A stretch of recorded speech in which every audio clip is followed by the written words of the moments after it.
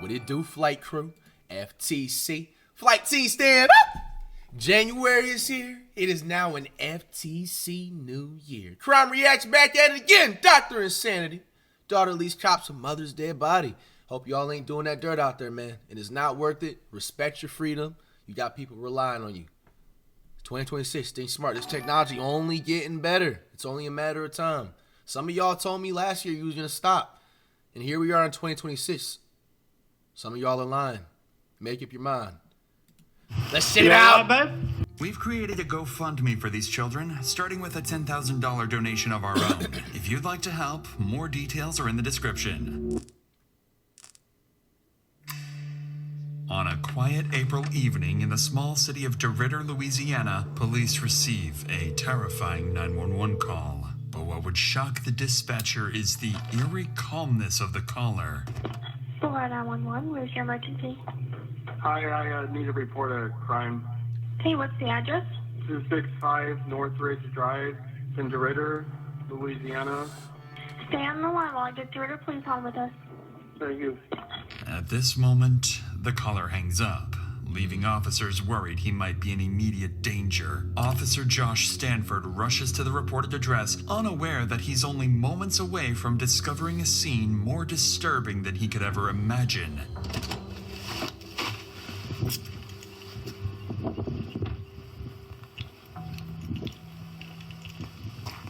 You all right, babe?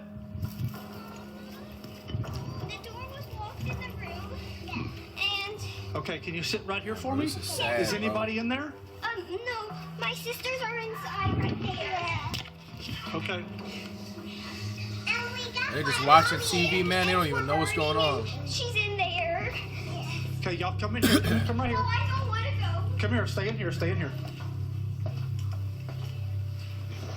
The woman has a single bullet wound to the right side of her head and appears to have been dead for some time. Yet the male caller is nowhere to be found. But then the officer remembers there are still 4 young girls nearby who have just lost their mother. Diamonds with a 4 get there. W in the chat. We're all alone Come help me. Come help me. Do you know these children? Yes, they're our neighbors. Okay. Yeah, like Maddie. You got parents here? Yes. Huh? Can you take them to a secure place for me? Was there anybody else here, baby? I don't think so. I don't know. In an unimaginable act of courage, the eldest daughter guides her younger siblings to safety, leading them to the neighbor's house. The neighbor bravely takes in the 4 traumatized children, who would later turn out to be instrumental to the investigation. Officers head back inside to try to locate the caller, completely unaware that he's the one who pulled the trigger. Is there one victim or 2? I'm at Northridge. City, do I have one victim or 2? So we need to clear the rest of the house. I was under the impression there was a male here too. Okay. So there was clear the rest of the house. City police! Hey, city police! Go right. Police department! Quick! See, when the glass was on the phone with him, I was under the impression there was a male subject that had been shot. Look out in the backyard. What's that I smell? The eggs were burning. Are they cooked? Oh, okay. Where's she at? She's in that bathroom. Oh, hell. Everything else is cleared? Everything else is cleared. Officers find no one else inside, leaving them still in the dark about who the caller really is. They'd further look into the victim's injuries and quickly realize there was almost no imminent struggle, leaving officers questioning whether the injuries may have been self-inflicted. But before anything else, they still need to identify the victim, and this is when the officer would make a devastating discovery, one that would turn this into a far more personal case. I said he knew her? Wanted to wait till you got here before I started trying to find an ID or anything. Let me... Hey, you want me to turn the stove off? Yes. Damn, while she was cooking. Ashley Fish. Nobody else. You said kids were in the house, They're across the street. Ashley Fish. I'm assuming young based off of what I'm seeing here. I went to school with her. Did you? Yeah. So she's from East Bulgar? Yeah. They moved away. She any kin to Josh Fish? No, I don't think so. She's your age though, or? Yeah. We graduated together, so we're about the same. Damn. Lead Detective Cooley immediately recognizes the name, 28-year-old Ashley Fish. He knew Ashley as a DeRitter local, someone who married her high school sweetheart and had only recently moved back to Louisiana from Texas. Determined to find answers and uncover who murdered his friend, he turns to the neighbors for more information. Meanwhile, other officers begin reviewing neighborhood CCTV footage, searching for anyone who may have been at the house besides Ashley and the children. Woo! They're about to discover My man that Blake someone... Wesley with the 25 gifted tier. Yo, W. Blake else Wesley. was indeed inside. W. Blake Wesley, someone man. who is already on the run. Detective Cooley, Ardmore Sheriff's Office. Jump around. Nice to meet you, sir. Yes, sir. Hey, y'all mind if I ask you a couple questions? Yeah, you can ask me anything, but I really didn't see anything. The only one that saw anything was my son, your son, the one that was mowing. He was mowing out here. Okay. What's your buddy? Detective Cooley. Nice to meet you. Heard you kind of saw some stuff, just a little bit. Not much, but you seen some, something happen next door? Well, I was just mowing the lawn, and then I saw W. Blake. like the car of the franchise. Lining up with what the boys saw, another neighbor offers ring camera footage showing a black truck leaving Ashley's house just minutes before the 911 call. Desperate to learn who was driving that truck, officers turn to the next neighbor, unaware they're about to speak with the victim's best friend and is someone who knows exactly who the driver is. Damn. What's that? The girls are at my house. Can you tell us what's going on? It's not good. Is she alive? No, she's not. Was she shot? Yes. She was out here earlier when about 5 o'clock or so. I saw her out here. Everything seemed fine. There was a truck. She has a significant other. She was going through a divorce. And they're legally separated, but he was here. The black truck was here. Yes, ma'am. Do you think he shot her? Well, I can't tell you a whole lot. I got it. So as long as the children are safe with you for now, we'll take care of it from there. As far as I know, gosh, I'm assuming that it was Tyler was the person that was here. I don't know if that was his truck. He usually drives a black truck. And then her husband's name is John Fish. She would go on to identify their main suspect as 34-year-old Tyler Durachowski, Ashley's new boyfriend. Detectives immediately begin digging into his history, gathering anything they can find, and working to locate him as quickly as possible. But just as they're about to begin the manhunt, another 911 call comes in, and it's from the killer himself. Hi, I need to turn myself in to the police. Okay. I don't know how to do this. Are you wanted? Do you have an active warrant? No, I just committed a crime. Okay, what crime did you commit? I shot somebody. Okay, where are you located? I'm at Burke's Outlet in DeRitter. I'm in the parking lot, and I just am going to wait here to get picked up. Okay, who did you shoot? A woman. Okay, what is her name? Ashley Fish. Officers rush to the address he gave, an empty parking lot. Still baffled as to why he confessed and why it took him so long to come forward. Knowing he likely killed a woman in front of her children, they brace themselves, fully expecting anything to go wrong at any moment, or even an ambush. What's up? The suspect is going to be in Burke's parking lot.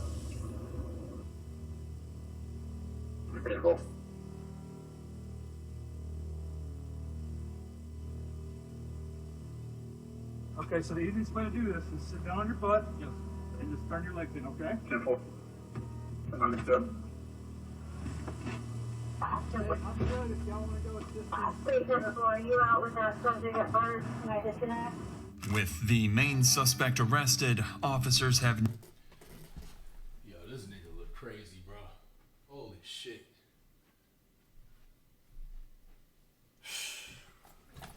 Dude.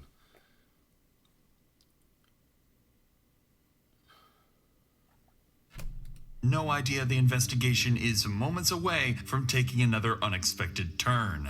When they search his vehicle, they find no weapons, but they do find multiple prescription drugs, vials of testosterone, and syringes. To their surprise, Tyler seems unusually calm for someone who just took a life. And it would quickly become obvious that this calm, controlled demeanor is part of a plan. A plan to get away with murder. If you're still comfortable, what are you trying to claim self-defense or some shit? This woman and I got in an altercation last night. Things were kind of falling out between the two of us, just relationally, and I was getting ready to move back to Oregon. So she pulled out, she had a gun in her drawer. She loaded it and was pointing it at me, and we started fighting, and it went off. Tyler insists he shot Ashley in self-defense Y'all buying that story? after she pulled the pistol on him, immediately complicating the investigation. Once he's brought into the station, officers relay this information to the team at the scene, who would begin searching for anything that might support his claim. And unexpectedly, they do find one piece of evidence in Tyler's favor: the murder weapon itself. Here's what I've got right now. I know you got a lot of information coming in.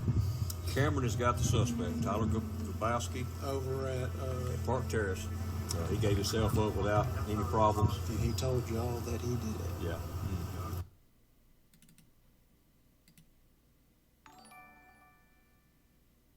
Yo, y'all still here? All right. Everybody refresh. Hit the refresh. My bad. I see the hair in it. May have kicked something when I put my ashtray down. It's gonna be a Smith & Wesson. She been here for a minute? If I had to guess, I mean, cause she's still... Hold on, let me do this. They said the chat might be delayed. Let me do this. Hold on.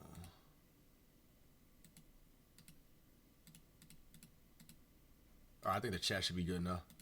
All right, we good. All right, everybody refresh. Quick refresh, my bad. She's still pretty warm, and if I had to guess, I say it's between 45 minutes and an hour and 20. Well, that sitting right there? Yes. All right. So once they run the strip, we back out. And Skylar, MXT, thanks for the subs. Is that 40 caliber? Detectives still find no evidence of a struggle, but they do discover something unexpected. After running the gun's serial number, it comes back not to Tyler, but to Ashley herself, meaning his version of events may not be entirely false. And with that, investigators begin to grasp just how little physical evidence actually ties Tyler to the shoot. Afterwards, the grandparents arrive at the scene to pick up the 4 traumatized children into their care. It's at this point that it becomes clear. The oldest daughter witnessed something she will wish she never had. I've got some grapes and some strawberries. Yummy. Yummy. Are y'all hungry? The one you want to talk to is Riley. Yeah, she supposedly told my wife that you got she saw still watching. Shout out the famous Karen. Real one. You got school in the morning, you still up in the stream. Real one. Hey, babe. Here, I'm gonna pick you up. Hi, Alexis. This brings a small sense of relief to the officers, knowing the children are finally away from the horrors inside. But now comes the most difficult part: calling Ashley's ex-husband, John, and informing him that she is dead. Risky, would he Lead give Detective that? Cooley asks John to come to the station for questioning as soon as possible. And while Tyler anxiously waits for his chance to speak, detectives make a deliberate decision to start with John instead. But the longer Tyler waits, the more agitated he becomes. And by the time they will finally sit down with him, he will snap. I've never had someone do that to me. I've never had someone get that mad at me that they load a weapon. 1 hour after Ashley's deceased body was discovered, John arrives at the station. John explains that he and Ashley were together for over a decade. They had their first child young and went on to raise 4 beautiful daughters. For the detective, one question matters most. What does John think of Tyler? Is he capable of hurting Ashley, or was he simply in the wrong place at the wrong time? But before that, something else weighs heavily on John. He still has to explain to his daughters why... Yo, that's actually fucking crazy, bro, if you think about it. They're going through a divorce, so she split him right here, right? And is moving on with the new dude. And then the new dude turns out to be a psychopath or some crazy dude. Obviously, we didn't finish the rest of the video, but from my guess on what everything is looking like, you know what I'm saying? He seems fucking, you know what I'm saying, psychotic. Like, so she left the last relationship and went on to another one with the crazy nigga, bro, and that was her downfall. They will never hear their mother's voice again. No, we do predictions. Obviously, first time seeing this. I just want to let them know that she's no longer with us. Mom's no longer with us, you know? She's an angel now. Yeah. The 6-year-old and 4-year-old, they don't really know. They're kind of like, oh, she's an angel. They're going to talk a little bit about it, and they're more concerned about how she's flying and everything, you know? Right. I don't know what she's seen or not. But that's what got me real bad shape, you know? On that devastating note. You know what he said? He was like, basically like, damn, like, I can't believe, like, she left him, you know, this and that. Like, what is she seeing him? And then it basically tore him apart. Not knowing that, like, what was to come later. The detective would shift the conversation to the final moments leading up to Ashley's death. Tragically, Ashley seemed to sense that Tyler might harm her, and just moments before she died, she would make her final cry for help. When I see that, he's calling, what runs in my head is great. We got some bull crap. We got some bull crap. They're in some kind of argument, and they're trying to drag me into this, and I don't want to be part of y'all's drama. I don't want to be part of y'all's drama.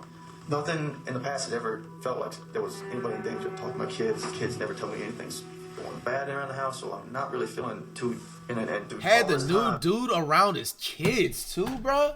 Not even knowing that this dude is a weird ass nigga. You know, I text back, I'm not trying to get in y'all's drama.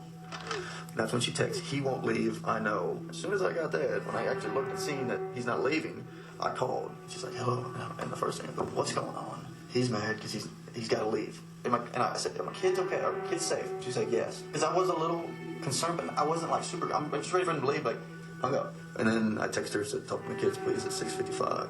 I just couldn't get a hold of her, and I was like, this is weird. This is just, you know, it was just odd. This is the moment. At 6:55 p.m., John lost all contact with Ashley, and with it, the hope of ever rebuilding a future with her. Shortly thereafter, Detective Cooley wraps up his interview with John, who has made one thing clear. Ashley was a loving mother, incapable of harming anyone, and she deserves justice.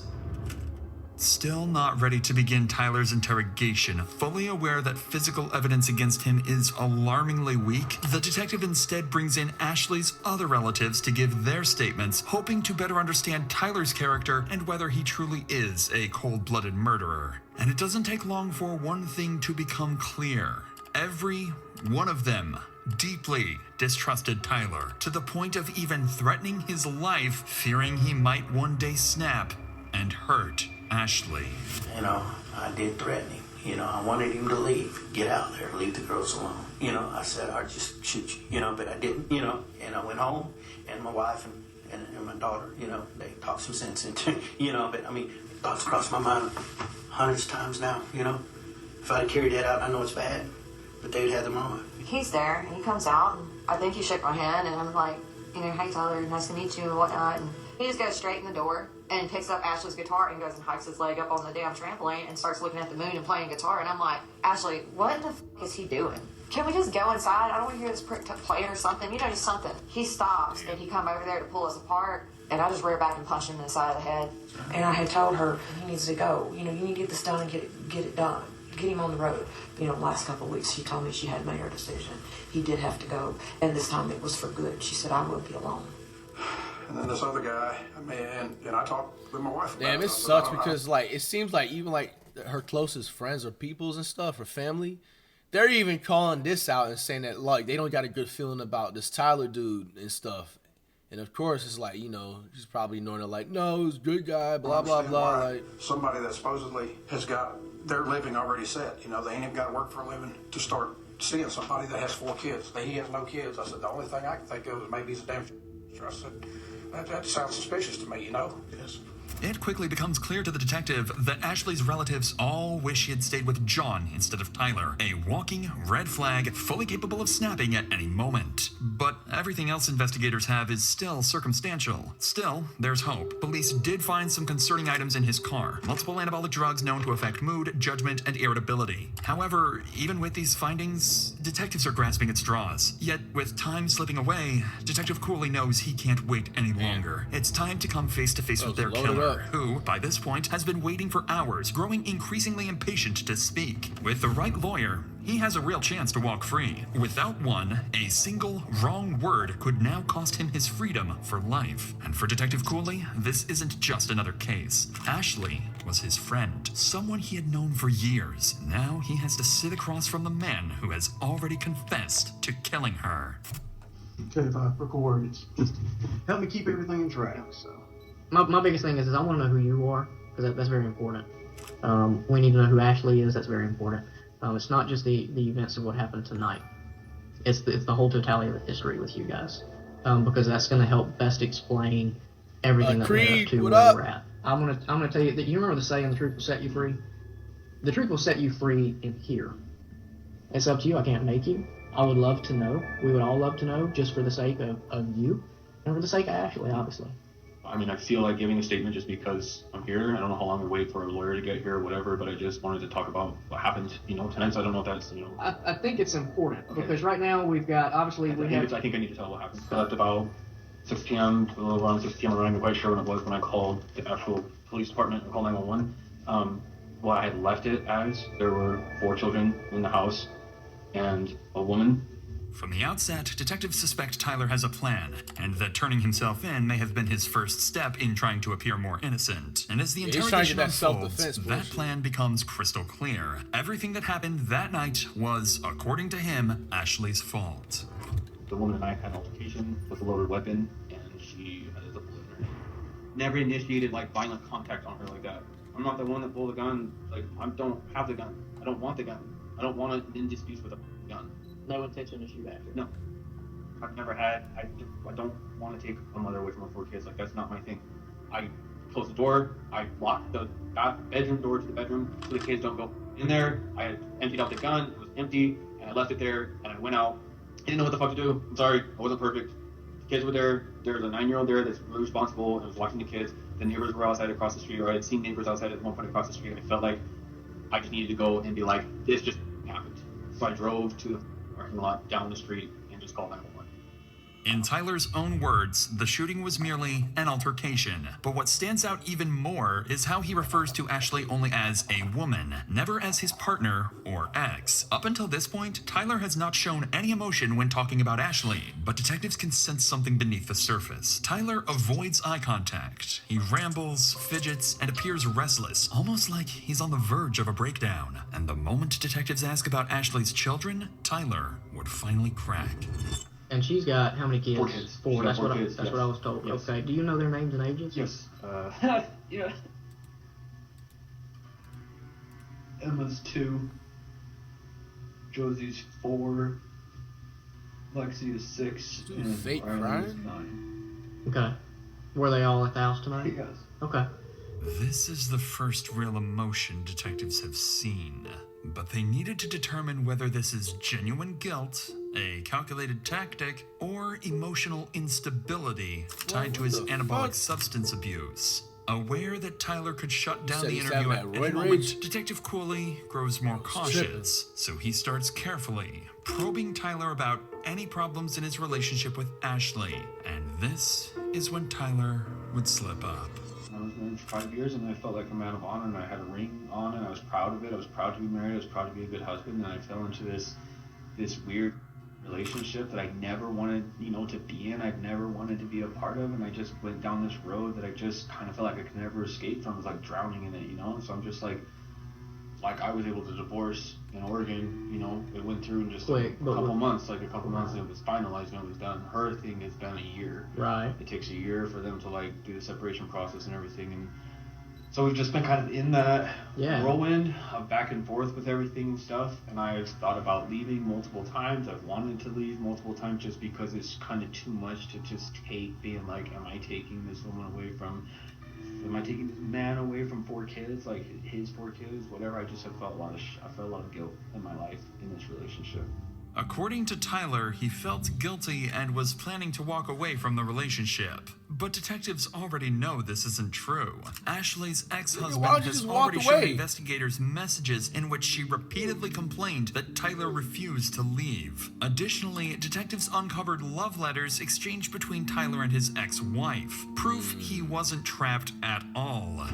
To my love, by the time you see this letter, you're miles away from me. Don't be mad. I hid one last love letter in your things. You defeated the world to get to me. I'm never going to forget about you. Don't forget about me. I hope you're ready for when we meet again. It's clear to the detectives that Tyler left his marriage by choice and could have gone back at any moment. So Detective Cooley would push further into the dynamics of their relationship, asking whether things had ever turned abusive. It's at this moment that Tyler's mask would slip, revealing a deep insecurity about his masculinity and a resentment towards Ashley he could no longer hide.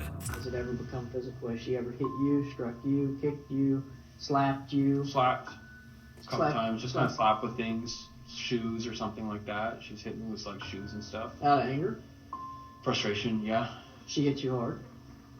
I mean, just like I don't want to sound like a I mean, she just slapped me with her like slippers. We're talking about Nasim, the dream with the gifted. Yeah. Okay. So, like the way I picture is like if my wife's agitated with me or aggravated with me, she pops me with something. Yeah. Are we saying something like that, or are we saying she aggressively like you? No, pops you with something. I'm saying middle ground of that, just kind of like pissed about something, but just that's how she's reacting to it. But she wasn't like overly like. I'd never seen a level of aggression to this point with the gun. I don't know where that came from. I have no idea. I've never seen her do anything, pull any shit like that ever. I didn't even know she could.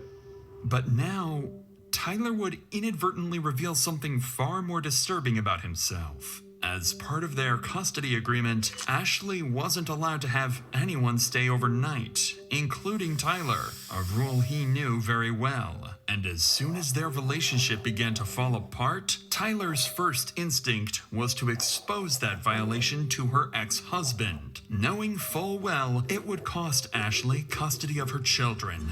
And so our relationship was really falling out here, and I threatened to tell him the truth when I was getting ready to leave. I was going to call her husband and be like, I've been spending the night here. I don't know what legal ramifications it's going to have for you guys in your life and your world. I've been in this relationship with you. This relationship has hurt me in a lot of ways. I've sacrificed a lot of things. And for me to go and have closure, I think that I'm just going to let John know the whole truth. I think he deserves to know the truth. And I'm sorry. It was kind of an ugly ending for both of us, this woman and I. Tyler has just shown how quickly he can retaliate and how easily he could justify harming Ashley whenever he felt the need to do so. But according to Tyler, what happened next wasn't just another argument. He claims Ashley suddenly escalated the situation to a deadly level by pulling a gun on him. She has a loaded gun, or she has a gun in her drawer next to the bed, and I was in the bedroom talking with her, and she loaded her gun and cocked it back and basically told me that she wasn't going to let me call and tell.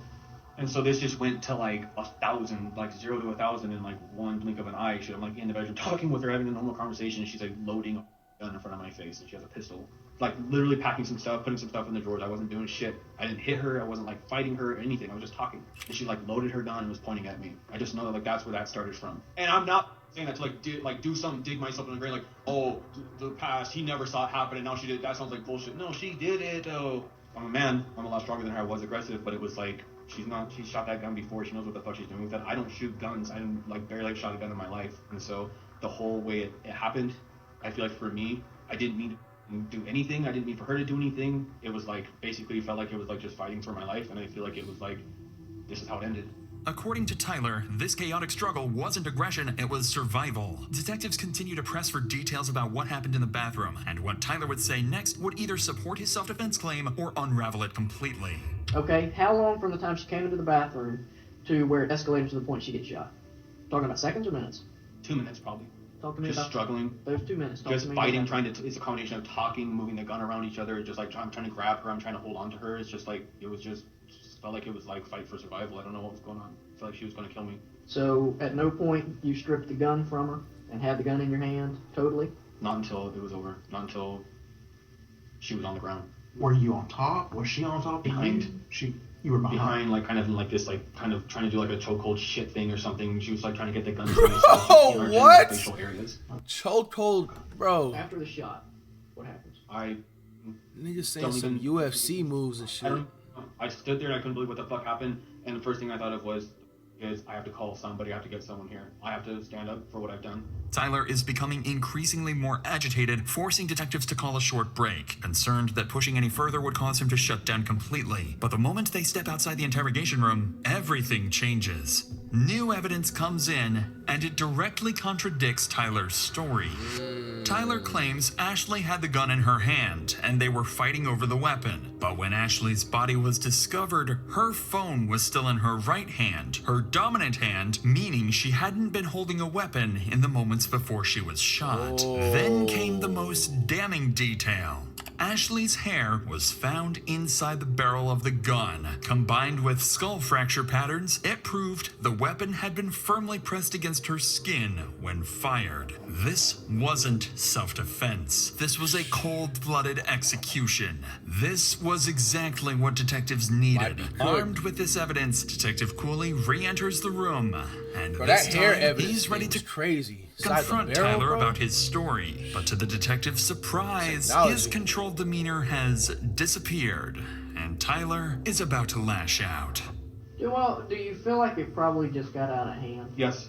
I think our whole relationship was out of hand, and I think that I've never had someone do that to me. I've never had someone get that mad at me that they load a weapon in their house. The kids were asleep. It was 2 nights ago, and she cocks it back, and she's standing there like all cocky, looking at me like she's gonna, like she knows what she's gonna do with it. I mean, why not? If this lady's got a gun, why not just get the hell out of there? Because she had never done anything like this before. The other night, 2 nights ago, I don't even know why I let that go. I should have left the house. I guess, is it fair to like say I was afraid for my life though? Yes. Like, is that fair to say that? I mean, I feel like the cop out there was like, "You're a big dude," and I feel like it's not fair if it's like, "You look like you could handle yourself. You could have just like punched her in the face or like kicked her or something or like done something." And I'm like, I don't know, man. One bullet goes off and you're fucked. Yeah. So I just felt like it was like, for me, it's not about that. That's right. It's about it was a fight for literally like, I don't know what the fuck she's gonna do. She threatened me that night, so now I'm just like, I don't even know. It just feels like it was an accident. I didn't try to murder anybody. I didn't try to kill anyone. I don't know how, I don't know what happened. I don't know. I worked in the medical field and I know that it's not good. I know that. Tyler's words no longer sound like the frustration of a man defending himself. They sound like hostility towards someone he blames for everything that happened. But this is when Tyler would start to realize he isn't coming across the way he hoped. And when detectives press a little harder, they're about to make their biggest mistake, pushing Tyler to shut down completely. We're still missing some things that I feel that you're kind of rushing through, and I think it's processing today. I just want to feel like I'm like someone's like on like kind of listen like on my side. On your side, right? No, but I'm not trying to. I get what you're saying. I know. I've seen this in the movies. I know what I'm trying to do. Like, it's like the more I tell now, it's like the better it looks. Like the more I just tell now, it's like. But I'm getting to that place where it's like we're at like the heart of everything that happened. I'm trying to be really careful with like. If I fuck up or if I say something stupid, I don't know what, the more I talk, I feel like the more it's like gonna look like, oh man, dude, I'm trying to explain the best I can of what happened. Right now, the whole world, if they know what just happened, is probably like, that guy's a piece of shit. So I'm like, feel really alone where I like don't have anyone. My family's not here, no one's here. I understand that Ashley's not here either, and I'm trying to process that shit right now. But what we're gonna do is we're gonna refrain from any more questions. Understood. If you feel compelled to re-engage or say anything, you are more than welcome. You know, I appreciate you guys being patient with me. I know you guys got to do this with people and stuff, and I'm not trying to tell you guys I don't want you counsel, and I don't want to tell more and more and more. I just feel like I'm at that point, looking at that piece of paper when I told you I want to be able to tell someone this. I'm kind of like sitting here going like, I hear what you're saying, maybe don't say anything, maybe some counsel. I know you guys are counseling me right now, and I'm appreciating it, but I need someone else that just feels like it's like, does this, man? It's at this point that Tyler refuses to answer any more questions until his lawyer arrives. But with the evidence stacked against him, Tyler would ultimately be charged with second-degree murder and 4 counts of child abandonment. He would go to trial maintaining that he acted in self-defense, but the state's case would be overwhelming. Tyler would be found guilty on all charges and sentenced to life in prison with no chance of parole. Thank you for watching and supporting our team. To help the 4 children affected by this tragic case, we've set up a GoFundMe and began with a $10,000 donation from the Dr. Inset. Hey man, this is very sad, man. I mean, this is exclusive to the FTC sisters out there. That also mean for the brothers. Everybody already knows, you know, watch y'all sleep with, but especially to the FTC sisters. Like, come on, you know what I'm saying? I understand, like, if you looking for love and stuff like that, but especially like when you have kids. You sitting up there going through a breakup, going through divorce. You know what I'm saying? You may want to be quick to just move on, bro. Like, you got to be careful who you lay down with, especially who you bring around your kids, bro. This shit is just always sad, man. Prayers to the family. Dude's going to hell.